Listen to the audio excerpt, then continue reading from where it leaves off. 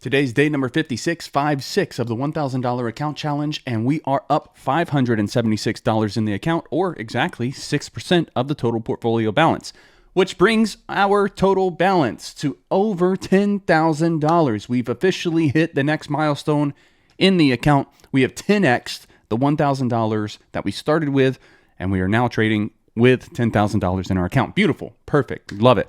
If you don't know, my name is Gates. I'm taking $1,000. I'm day trading options to see how far we can grow this account. And wow, just after 56 trading days, here we are. Took a while to get here. I'm a little behind compared to my other challenges, but hey, that's all right. We've had more losses in this account challenge than we have in the past, and I'm just going to be as transparent as I possibly can be. I don't think that I've been trading my best this year. So let's review the trades that I took today. Straight off of the day trade watch list, we had Google as a long idea above 149.5.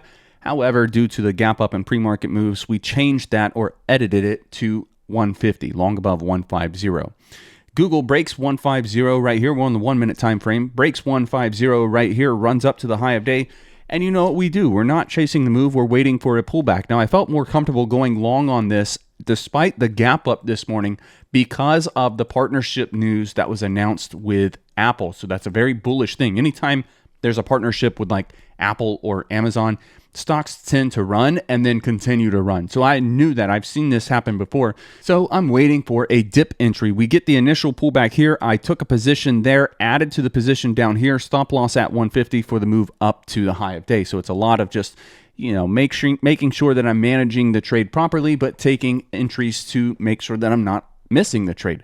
So the whole reason why I take an initial entry here is because I don't know if this first dip gets bought right back up and this thing slingshots into the high of day. So I want to have something on the trade to make sure that I'm in the position just in case it does decide to make that move. But I don't want to have too much on the trade that if it continues down, that I'm assuming way too much risk. So I take the initial entry here, add to the position there to lower my cost basis closer to 150, and then catch the slingshot move up into the high of day. So this is all time-stamped for you, by the way, in the alert room.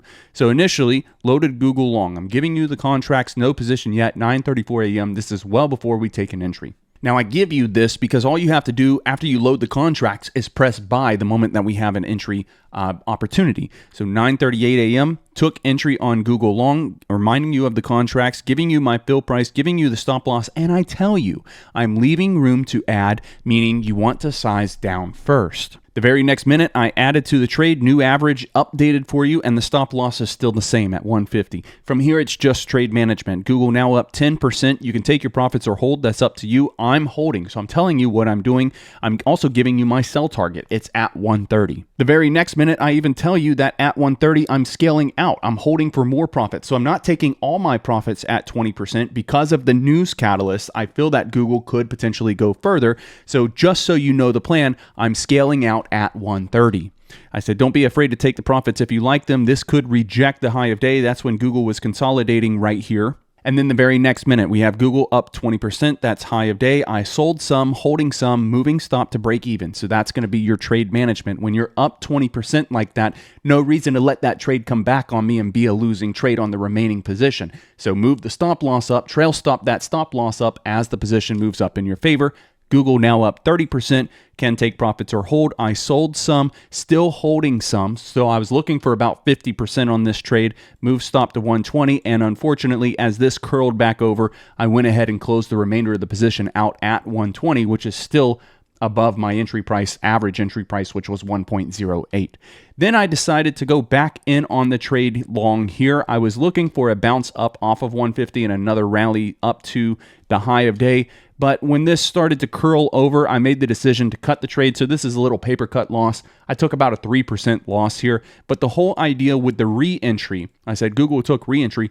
The whole idea with the re-entry is that you want to use smaller size this time than the last trade because you do not want to give back profits from the first trade. Now, hear me out. The reason why we do that is because Google is extended, right? We need to consider the pre-market price action as well. This is an extended move on top of an extended open. So when this breaks this uptrend trend line and curls over and we close the initial position out, I'm in my mind thinking we could be on the backside of this trade, but it might be worth a shot since we have profit margin on the day. It might be worth a shot to go back in on this and see if we're going to get that bounce.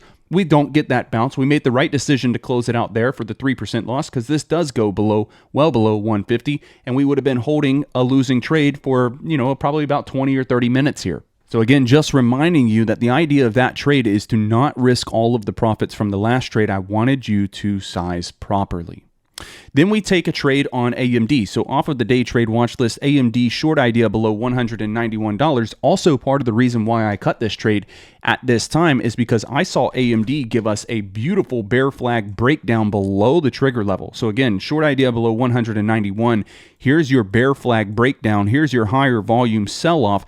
That is a lot of confirmation on AMD to take this thing short. And when it rallies back up, I take the first opportunity here to go short on this that I get, which is another bear flag starting to potentially break down. Now, when I take the first entry at 9:54 a.m., we'll go back to the alert room and timestamp this. 9:55, the alert comes out. I actually took the entry at 9:54, but that doesn't matter. You would have got a better fill than me anyways, because I take my entry about halfway through that candle. 9:55, the alert comes out. 9:54 is when I actually took my entry. We get the move down into the low of day, and I wound up closing this out for close to about 10% profits. I was leaving room on this to add to AMD, so I said my plan was to add all the way up to 191. I was leaving room to add on this, but unfortunately, I didn't get the addition there. We just get the sell-off into the low of day, and I made the decision to take my profits close to 10% because I was considering the move that AMD had already made on the day. Down to the low of day from the opening price, the stock had dropped 2.4% at that time, and I was feeling that that was a little extended for AMD, so I wasn't totally sure that we were going to be able to get 20% off of this, and I don't think that we would have been able to. Might have been able to get about 15% if I held a little further, but we literally would have had to time it perfectly and bottom tick this drop. So I made the decision, taking profits at 10% while it's offered, and it was the right choice, I think. So here are the alerts coming through on that. I just said AMD, I had a bad fill, but you might be up close to 10% if you got a better fill than me. AMD close to 10% here. I went ahead and took profits on it. That's at 9:59 a.m. and here's your time-stamped 9:59 a.m. Now, unfortunately, a lot of stocks ran all at one time. So SPY was moving, Apple was moving, Google was moving, AMD was moving, and Boeing was moving all kind of at the same time simultaneously. So it's really difficult to get an entry on everything all at once. And you usually don't want to do that anyways. So I wound up missing quite a bit of opportunity on the day. But the opportunities that I did take advantage of, I'm happy with the execution.